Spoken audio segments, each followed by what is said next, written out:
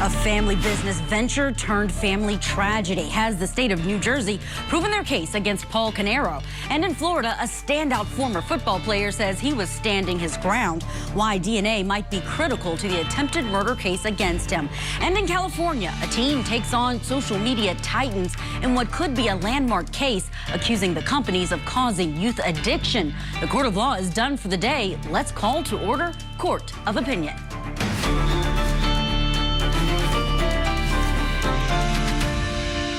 Welcome to Court of Opinion. I'm Jenaé, your moderator for this hour. Thank you for joining us. We begin in New Jersey for a case involving an alleged fatal family scheme. Now, prosecutors say a man killed his own brother and then tried to burn the evidence. The defendant here is Paul Caneiro. He's accused of killing his brother and business partner Keith Caneiro, and then went on to kill Keith's wife and 2 young kids. That's all part of the allegations against him. And the prosecution goes on to say that after these horrific killings, Paul set Keith's home on fire and then drove back to his own house and torched it too, all in an alleged attempt to confuse investigators and make everything appear to have been a targeted attack against the whole family tree. Now, the state says the motive was money, that Keith had just discovered that his brother was stealing from their business and Keith was preparing to expose him. It was day 9 of testimony today, so in case you missed it, let's get you caught up. Here are today's highlights.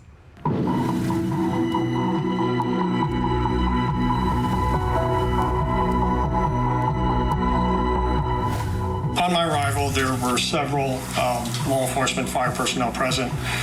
It was a large property, so that was expected. Fire was actively engulfing the actual property itself, the structure. Fire personnel were still conducting suppression activities, so I remained obviously on the exterior portion of the structure, not going inside, and just making overall assessments and observations of the actual structure. This is the front of 15 Willowbrook. This is more so the back of the house, kind of like the southwest corner.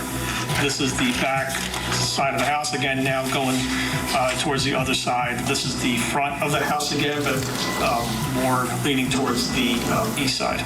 Did you learn any specific information upon arrival about any individuals that could be present or the like?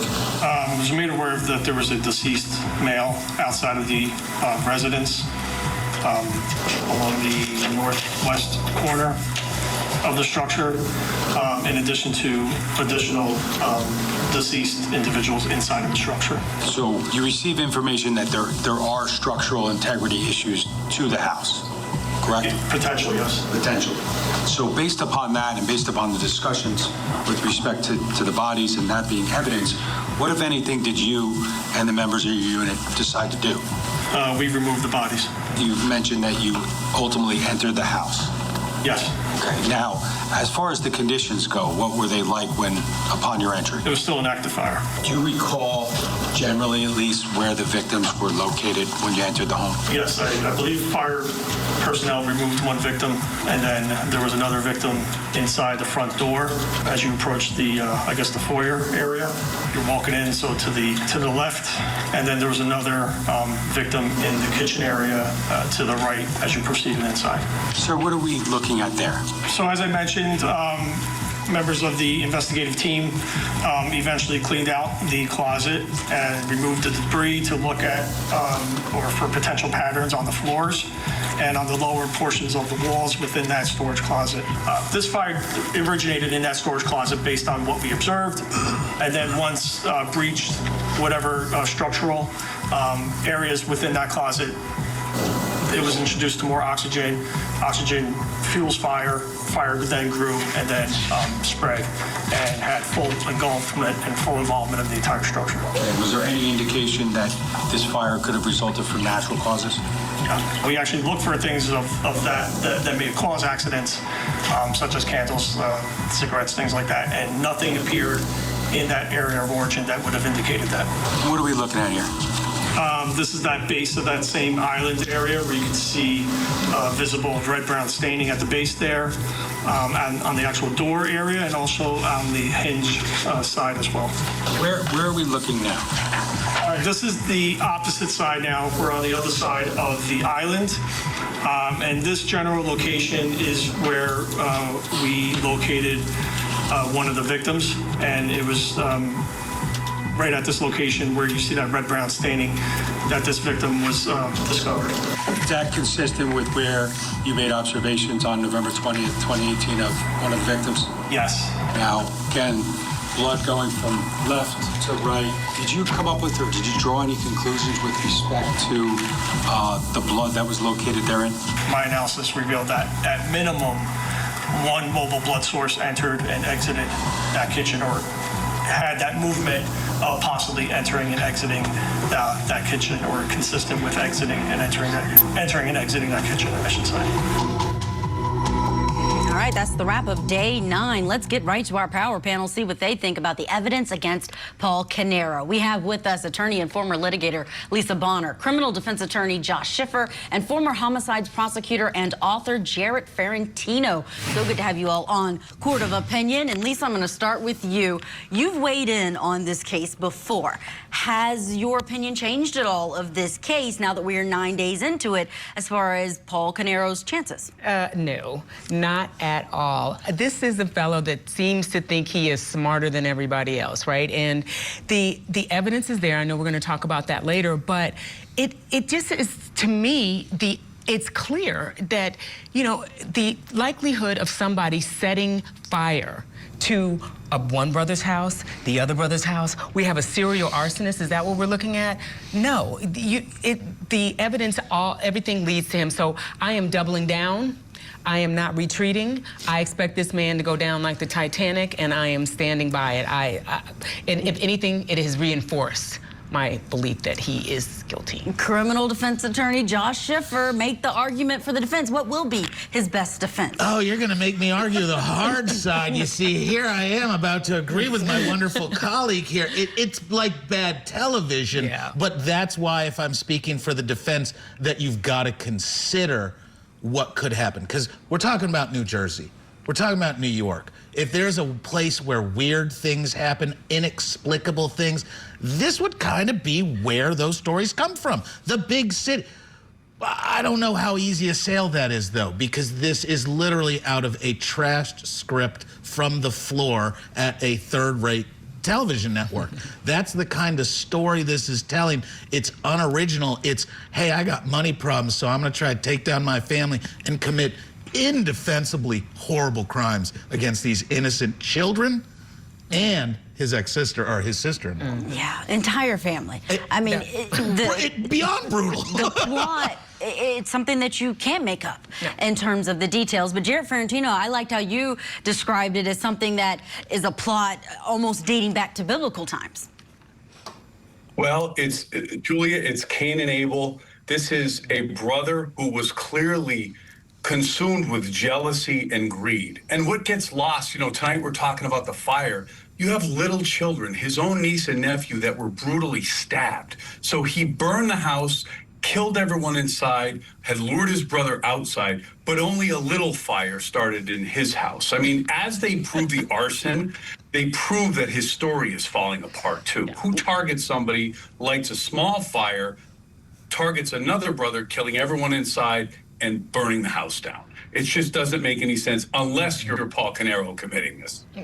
And this is the brother that's the loser of the three of them. And well, it's just like now, you mentioned that there are 3. Do you think there's going to be any bus throwing in terms of the defense? 100%. For sure.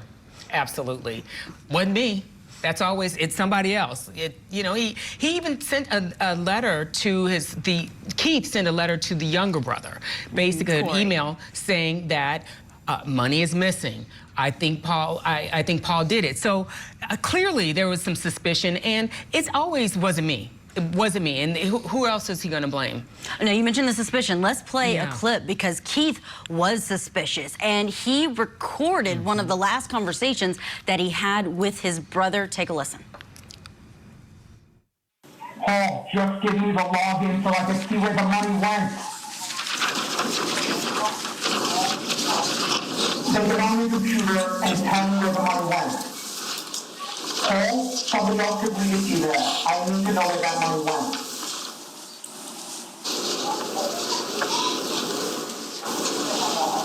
Wait a little while, Paul. I understand you're saying you need to wait the up, Paul. Josh, he was suspicious and he was doubling down on Paul needing to come clean with everything. Absolutely. And you see the family dynamic and the family pressure just adds more and more to the guilt equation. It kind of reminds me of the Markel case where you've got these family members that all know something's up. You can't get away from that. And then when you see the brutal massacre of this family, it's hard to come up with any pathway where Mr. Caneiro's not going to be accountable. Yeah, Lisa, you almost wonder, what did he think would happen after everything burned up? Would this all go away? His money problems go away? I mean, criminal investigations turn everything upside down. That's the thing, that the hubris of it all, right? That the fact that you think that you are smarter than everybody else, all the forensic experts, all the police, all the investigators that are coming in there, I don't think that people that do these things really think it out. And they are really thoughtful about the fact that this is what these people do for a living, and that you are likely going to be caught. But that's where it all turns. People think that they're smarter than everybody else, and I can get away with things that nobody else has gotten away with. Come on, like, it's insane. Jared, you've got a book that's coming out, Mothers, Murders, and Motivation. So I want to talk about motive in this case. He's not facing the death penalty, but in death penalty states like Florida, pecuniary gain, financial gain, that's enough to get you the needle in terms of a murder that has that kind of aggravator. What do you think the average juror in just society, how do they feel about a killing where money is valued over life? Well, Julia, that's an aggravator. Multiple victims is an aggravator here. The commission of other felonies is an aggravator. So if anybody was asking for the death penalty, this guy hit a grand slam on aggravators. But I know when you choose money over life, jurors don't understand it, they don't like it, and they will consequence a defendant like Paul Caneiro for it. Josh, you think there's a chance that the defense is just going to rest, no evidence? We see that a lot, and there's a lot of evidence against him. It would be if they built the right case for a burden argument at close where, hey, this is the state's version, but there's so much more you didn't hear about, rush to judgment. But a lot of those standard arguments don't exist here. Look at how long this case has been out there. There's not new evidence. There's not new stories. There was no mystery guest coming in to provide an alternative theory. They don't have a lot to rely on. If I'm representing Mr. Caneiro, I actually talk about this may be where you want to get up, throw out whatever you got in that gut in front of that jury and start praying. Because, like Lisa said, he's so disconnected from reality, just thinking that he could commit this crime and get away with it. This wasn't a last-minute crime. There's some premeditation involved.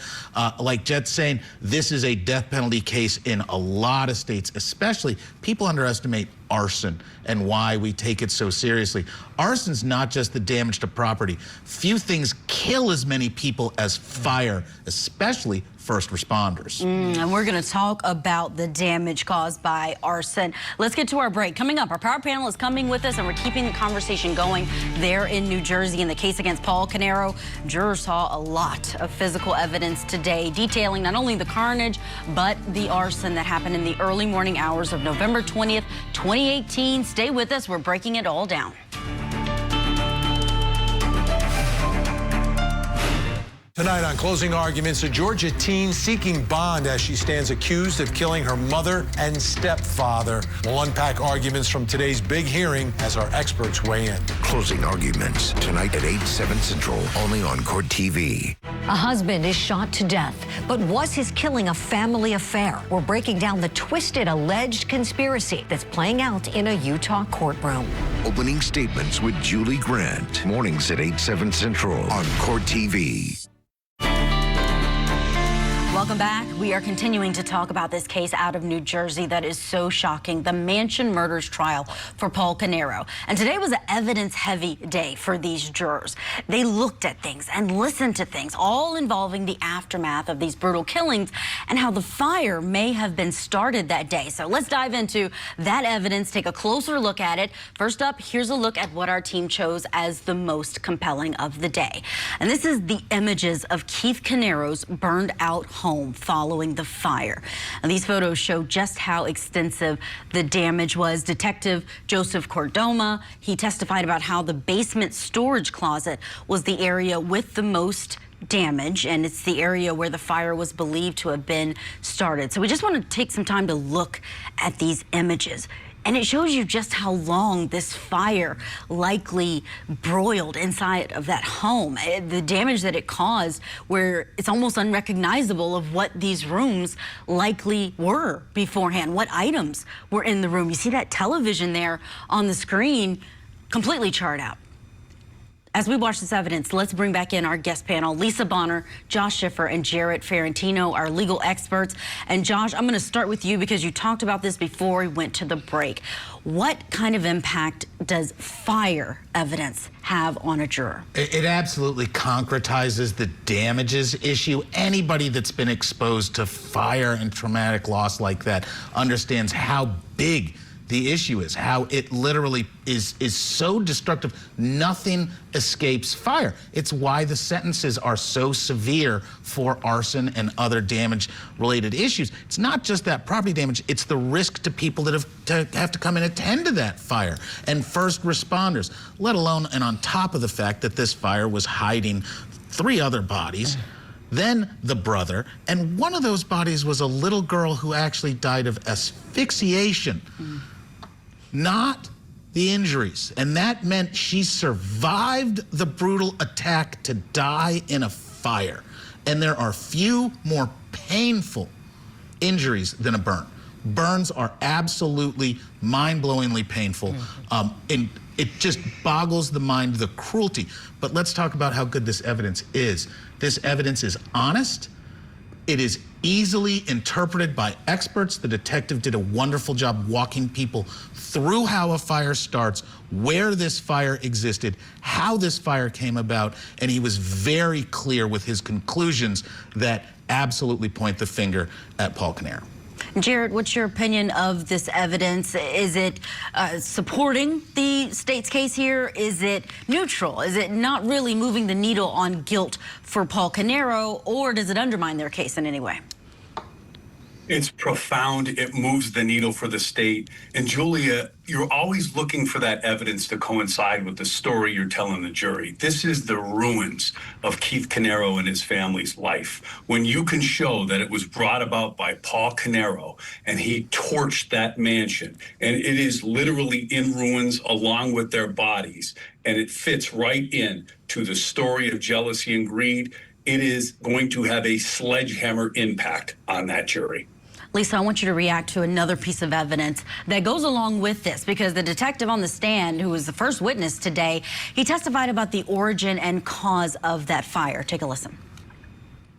We determined as a team that that fire took place in the early hours of that day on the 20th. Remained in that compartment for some time before that compartment actually decayed and submitted and allowed more oxygen to be introduced and have that fire grow out. Actual cause of the fire we determined to be incendiary. What is incendiary? Incendiary means there is flame introduction, ignitable fire in an area where there shouldn't be, or in a manner where there shouldn't actually take place. So it's basically purposely set. Purposefully set fire. And the detective, you heard him talking about the time, that 3 a.m. timestamp on when this fire started. We've been showing in previous days when we've covered this trial, the surveillance footage that seems to appear a person lurking around the house around 3 a.m. and also around 1 a.m. and 2 a.m. that morning of Paul Caneiro, a car leaving his home. So a lot of evidence that they're putting together and trying to make sure this jury understands how it all fits together. Correct. And they even went down the rabbit hole and said, could this have been started by a candle? Could this have been started by other methods? And he was very clear that this was intentionally set. And again, you look at the damage, it is irrefutable that this damage was extensive, that it was a long-lasting fire, that it was hot. I mean, you look, it's torched metal. It is melted. And it is just so painful to think about the victims in that house in terms of not only the asphyxiation, but as Josh said, in terms of the burns. And that is going to play very well with the jury, especially when you talk about the children. Oh, yeah. That is something that is a bridge too far for most people. Powerful evidence for the prosecution. Josh, the origin of the fire, it shows that the prosecution isn't going to just jump over. Just because there were murders doesn't mean that this fire, they don't have to prove how it happened. They're making sure that they are proving every element of the case. Yeah, absolutely. And they need to lock that down, because otherwise the defense can stand up and go, hey, listen, they got 70%, 80%, 90% to get beyond a reasonable doubt. You need the more. And in fact, the jury instructions actually talk about how it's not 100% certainty, because defense lawyers have been really good at making that argument. By coming out with such a strong law enforcement expert who knows all those loose ends need to get wrapped up in the initial testimony, you stop the defense from even going down that pathway during cross-examination. Because guess what? There's stuff that they're not going to be able to say 100%. They're just human. It is an education that results in a judgment. But by closing those off, the state's case gets stronger and stronger. The defense has to really throw something pretty wild out there to upset a clear narrative. And Jared, I'm going to need something wild from you, because I can't really get any opinions from my panel today that are pro-defense. So where do you think the defense goes, in your opinion, once this case turns over to them? It just sounds like if they're telegraphing their case, they're going to blame the only surviving brother.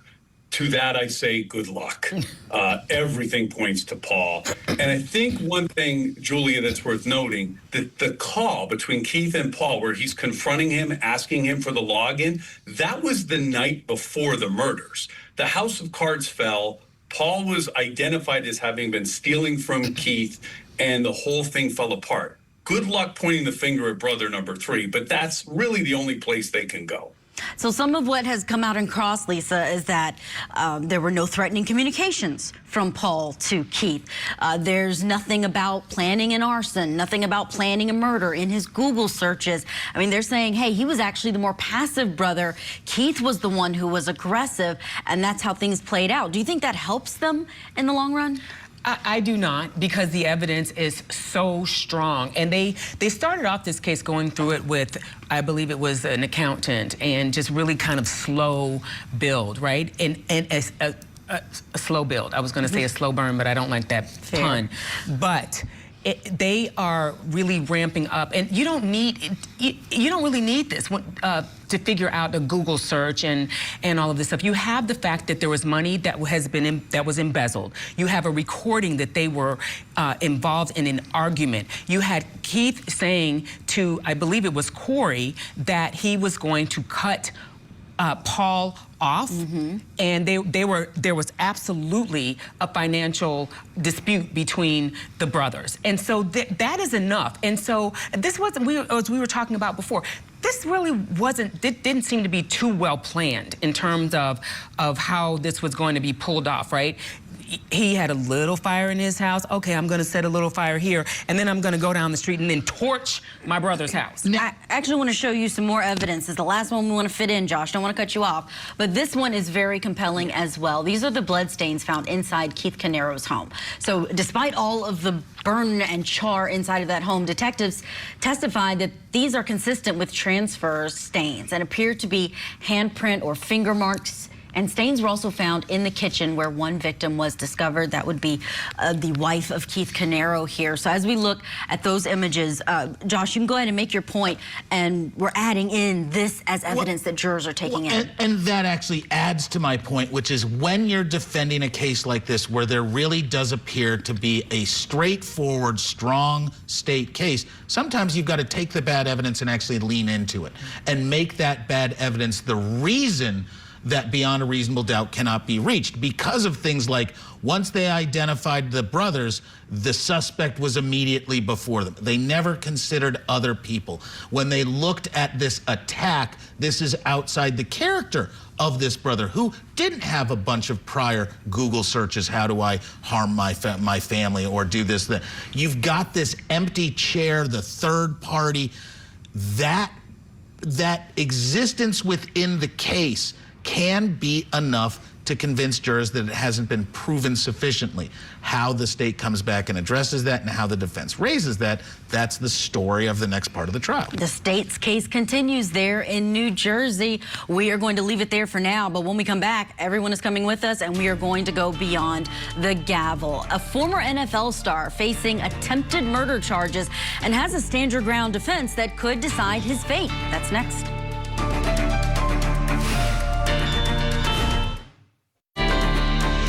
Welcome back. We are taking you beyond the gavel. Those cases that haven't played out in front of a jury with a trial yet, but the investigation and everything leading up has our attention. In Florida, former NFL star Antonio Brown, he was back in court today. He appeared via Zoom. He's charged with attempted second-degree murder following a shooting incident that happened during a celebrity boxing match in Miami. So before we get into what happened today in court, let's get you caught up on this case. Here's Court TV anchor Michael Ayala.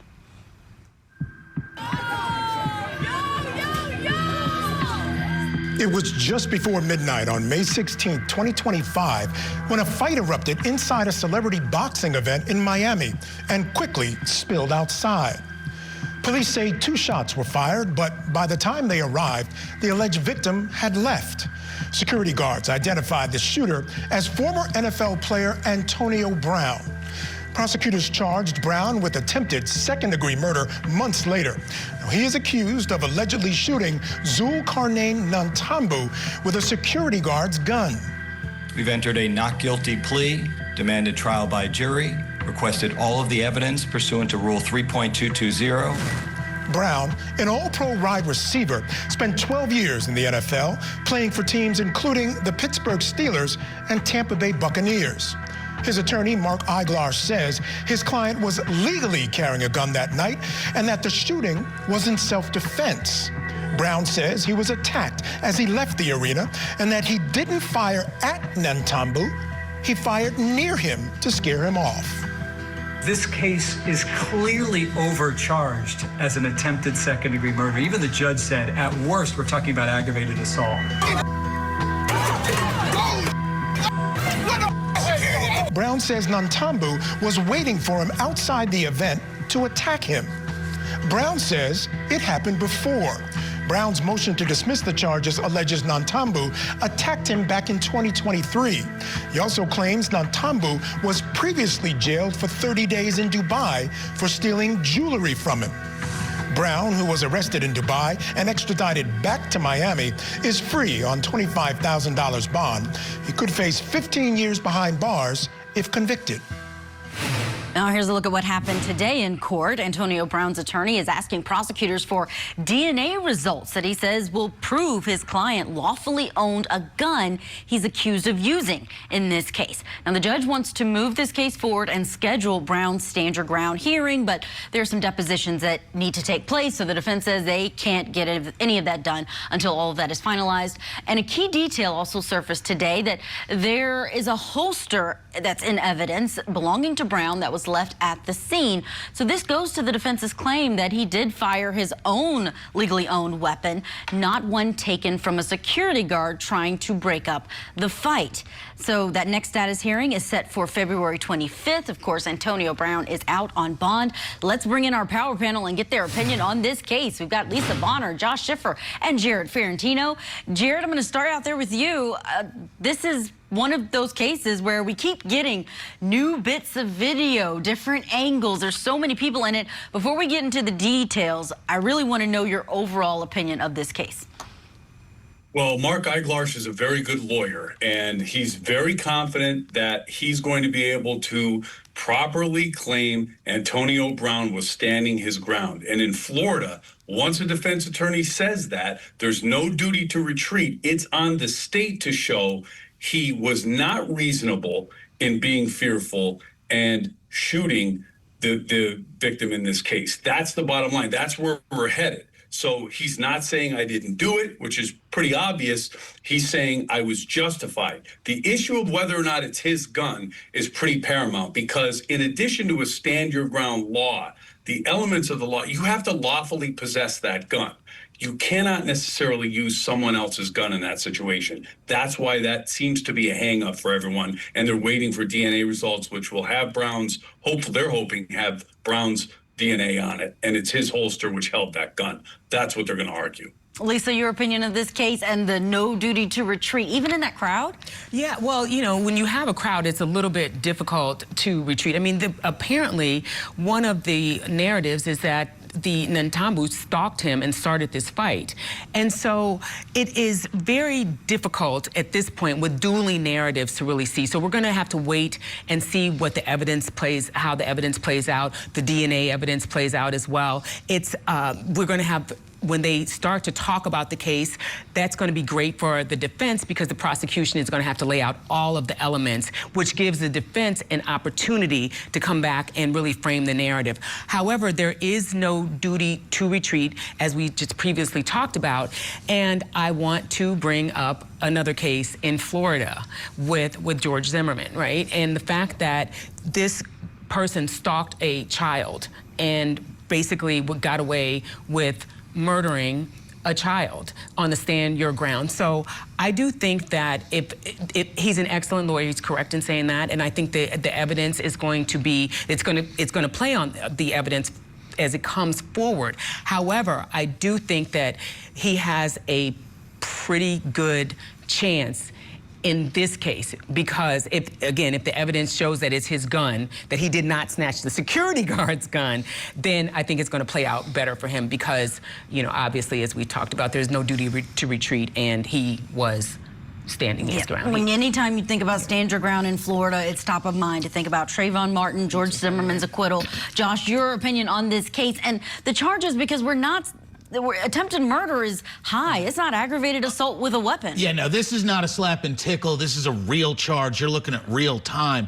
The prior difficulties between the parties, that's going to tell a whole wonderful story. If there really has been allegations of jewelry stealing, stalking prior to, man, that can change the emotional tone, tenure, and approach of a case no matter what. The state has what appears to be a really strong case, so the defense has done some brilliant work in claiming the stand your ground, knowing that it then burden shifts back to the state. You're giving the state some new obligations, and at the same time, you're creating the mud. What does a jury want? Beyond a reasonable doubt, clear, I can make this decision. Every time you insert a new question, was it his gun or was it somebody else's gun? Well, it really looks like his gun, but it could be. Why is that a question? Let me ask Jared Ferrantino that. Why are we so confused about this gun? The prosecution says it was a security guard's gun that had been taken. The defense says we just want the DNA so we can prove that it was his lawful gun. Shouldn't we be able to look at something on the gun or talk to the security guard to see if this was in fact that gun? How is DNA going to help? That's an issue I hope they clear up at that hearing. But when they say security guard, are they meaning a security guard on site working for a third party, or is it somebody that works for Antonio Brown? See, those are the questions that have not become clarified yet. But the bottom line is, Iglarsh is claiming it's Antonio Brown's gun and he was lawfully possessing it. If the state can show that it was the security guard's gun at that hearing, that stand your ground defense at this stage may fall. Should there be a receipt, Josh? I mean, I just feel like there should be more. And DNA, obviously, if even if he grabbed it from a security guard, his DNA is going to be all over it. How does constructive possession work? Is it mine? Is it yours? Is it co-owned at the same time? What if I bought it and you're carrying it? What if you work for me? There are so many issues. And remember, the truth, it's kind of the quest for the truth involves asking lots of questions. If the jury's really on a quest for the truth, they're going to ask questions that it's very hard for the state to give absolute certain answers to. That's how you win the case for the defendant. The state can have a great presentation, but if it's not enough, you walk free. We have got to get to our break. Maybe if they look inside the gun and there's DNA, then that's going to prove the case. We will continue to follow it. Coming up, we're going to get our hot takes from our panel on the cold facts. We'll get their opinions on today's biggest headlines, including the grandparents of an alleged parent killer teen. They signed a deal that may appear to profit off of the crime. We want to talk about that. And the wife of an accused child sex abuser is speaking out. Stay with us. Tonight on Closing Arguments, a Georgia teen seeking bond as she stands accused of killing her mother and stepfather. We'll unpack arguments from today's big hearing as our experts weigh in. Closing Arguments tonight at 8/7 Central, only on Court TV. Welcome back. We have a lot of headlines to get to today. Hot takes on the cold hard facts. Let's get to our first story. This one out of Georgia. A judge denied bond again for a 17-year-old who was charged in the murder of her mother and stepfather. Sarah Grace Patrick has been held without bond since August of 2025. And recently her trial was set for August of 2026. Now, despite some strong family support around her and her community, the judge pointed to new concerns about releasing her on bond, saying there's this six-figure media deal involving family members as a reason to keep her in custody. Now, Patrick's maternal grandparents allegedly signed a contract for a documentary about Sarah's story. Patrick's defense assured the court that she won't benefit from the $100,000 payday, just her grandparents, but they may be part of that community supporting her if she is released on bond. Let's bring back in our guest panel. They each have 25 seconds on the clock to state their case. Lisa Bonner, Josh Schiffer, and Jarrett Ferrantino. Lisa, 25 seconds. What's your take on this? The judge was absolutely right in not giving her a bond because there were no material changes in the circumstance. There were worse aggravating circumstances, if you will, with the fact that what were the grandparents thinking, right, in terms of profiting off of this at this time, knowing that your granddaughter is in jail and now you've got a piggy bank of $100,000 to basically assist in her. Potentially. They say she's not going to get a penny, Josh. What's your take? This is cruelty theater at the highest level. I think it's disgusting that the state of Georgia would go after a 17-year-old for the death penalty in any way, because at 17, your brain biscuit ain't done cooking. You are not going to be able to be held responsible for the most vicious crimes and put to death by the state, because also no one knows the full story here. I happen to know some people involved in this. There is so much more that's gonna come out in the defense with the mitigation, just getting started. That's news to me about the death penalty on that one, Josh. I have to look that one up. Jarrett Ferrantino, your take. I don't agree with the judge considering the grandparents taking the money against her. I think that's wrong. I think there are legitimate reasons to hold her. There was a witness intimidation concern from her cousins and some other people. But the fact that the judge looked at this and said, your grandparents took money, you're staying in jail because of that, is concerning to me. All right, everyone's saying that this documentary is not a good look for the grandparents who actually support her in this. Let's move to our story number 2. This one out of California. Melissa Gilbert speaks out on social media amid her husband Timothy Busfield's child sex abuse charges. Now, we of course know Melissa Gilbert as a child star from Little House on the Prairie. It's what she's most recognizable for. And she got off of social media, but she is back now. This after her husband Timothy Busfield was released after being charged with 2 counts of criminal sexual contact of a minor charges. These are children under 13 in that count and 1 count of child abuse. She wrote this post shared on her official Modern Prairie Instagram page saying, quote, I'm sending you all my love and gratitude during this extraordinarily difficult time, not only for Tim, me, and our family, but in the collective heaviness of what so many of us seem to be carrying right now. She went on to later say that she's stepping back from the noise and the news and even our daily responsibilities. From time to time gives us space to recharge, reflect, and find our center again. Lisa, I'm going to start with you again. Entertainment lawyer. Again, it's about speaking out while we still have charges pending. Listen, if Stand By Your Man were a person, that she is embodying that down to the ground. I do believe that this was a very calculated method of saying, of throwing her support behind her husband, but I believe where there's smoke, there's fire. I'm not necessarily saying in this instance that he has done this, but there have been repeated accusations against Timothy in the past. But she is standing 10 toes down. You like it, I love it. Josh Schiffer, your take. I think it was very appropriate and good and certainly calculated. It's good, but it's more important for what it doesn't say.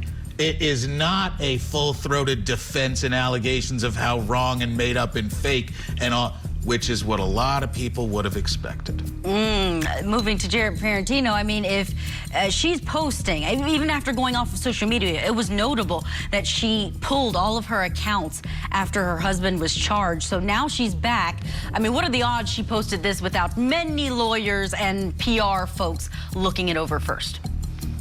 And a crisis management team. I look at this isn't Little House on the Prairie and the chickens are going to come home to roost here. The bottom line is she is standing by her man, but if you look at the history that's coming out, there's a history of these issues. She clearly has stood by him through them, and then throws this political commentary, slight political commentary, and references the storm as a distraction. I don't like it. I wish she'd stay quiet. All right, great opinions from everyone. We're going to move to our third story. Before we do that, we did some fact checking on the Sarah Grace Patrick story. She is charged as an adult, but not facing the death penalty in Georgia.